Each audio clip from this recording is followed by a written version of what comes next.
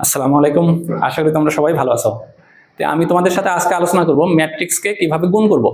দুইটা ম্যাট্রিক্স দেওয়া থাকলে আমরা ম্যাট্রিক্সের গুণ করার শর্তটা আগে বলবো, তারপরে ম্যাট্রিক্সের গুণ কিভাবে করে এটাও দেখবো। তো ম্যাট্রিক্সের গুণ করার শর্তটা আগে বলি এবং গুণফলের মাত্রা কত বা ক্রম কত বা পর্যায় কত এই বিষয়গুলোও একটু দেখবো। যেমন আমি যদি লিখি যে প্রথমে বললাম ম্যাট্রিক্সের ক্রম বা পর্যায় বলতে কি বোঝায়।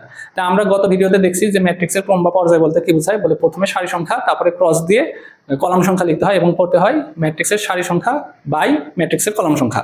তো আজকে আমরা দেখবো ম্যাট্রিক্সের গুণ বা গুণ করবো কিভাবে।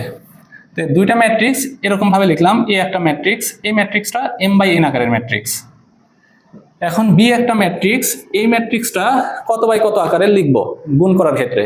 একটা জিনিস মাথায় রাখবো যে এই ম্যাট্রিক্সের এটা কি সংখ্যা, আমার সারি সংখ্যা, আর এই এন দ্বারা বোঝায় কলাম। তাহলে দ্বিতীয় ম্যাট্রিক্সটা কিরকম হলে আমরা গুণ করতে পারবো, এটা হলো আমার কথা। যে দুইটা ম্যাট্রিক্স কখন আমরা গুণ করতে পারবো, এক নম্বর শর্ত এটা।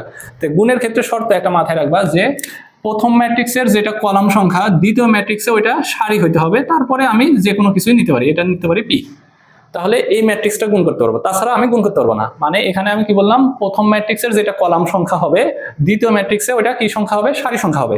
যেমন এখানে আমার কি বললাম, এটা আমার এন দ্বারা কি বুঝাবে, এখানে সারি, আর পি দ্বারা এখানে বোঝাবে কলাম। দেখতে পাচ্ছি যে এই প্রথম ম্যাট্রিক্সের সারি, প্রথম ম্যাট্রিক্সের কলাম আমার কত আছে এন, দ্বিতীয় ম্যাট্রিক্সে ওটা কি হয়ে গেছে সারি। আমরা যদি দেখি প্রথম ম্যাট্রিক্সের কলাম সংখ্যা দ্বিতীয় ম্যাট্রিক্সের সারি সংখ্যার সমান হচ্ছে, তাহলে আমি দুইটা ম্যাট্রিক্স গুণ করতে পারবো। তার মানে এক নম্বর কথা যে এই দুইটা ম্যাট্রিক্স এখন গুণ করা যাবে। এখন যদি বলি গুণ ফলের মাত্রা কত, মানে এ এবং বি যদি গুণ করি তাহলে গুণ ফলের মাত্রা কত।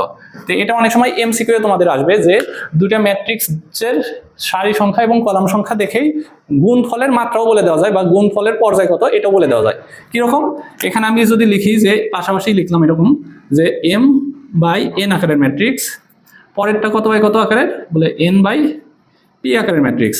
তাহলে গুণ ফলের মাত্রা এরকম হয় যে ম্যাট্রিক্সের যেটা এন কমন যে উপাদান দুটা, এই দুটো উপাদান বাদ হয়ে গিয়ে যেই দুটা থাকে সেই দুটা হয় গুণফলের মাত্রা। মানে এখানে এম বাই পি আকারের ম্যাট্রিক্স পাওয়া যাবে। দেখা যাবে যে দুইটা ম্যাট্রিক্স যদি এইবার গুণ করি, এই দুটো ম্যাট্রিক্স গুণ করলে গুণফলের মাত্রা কত হবে, এম বাই পি আকারের। তো এই বিষয়টা অনেক সময় এমসিকিউ থাকে, বিভিন্ন অ্যাডমিশনেও থাকে। তো এই বিষয়টা যদি মাথায় রাখতে পারো তাহলে তোমরা বিভিন্ন রকমের এমসিকিউ সমাধানে হেল্প করবে তোমাদের, আশা করি।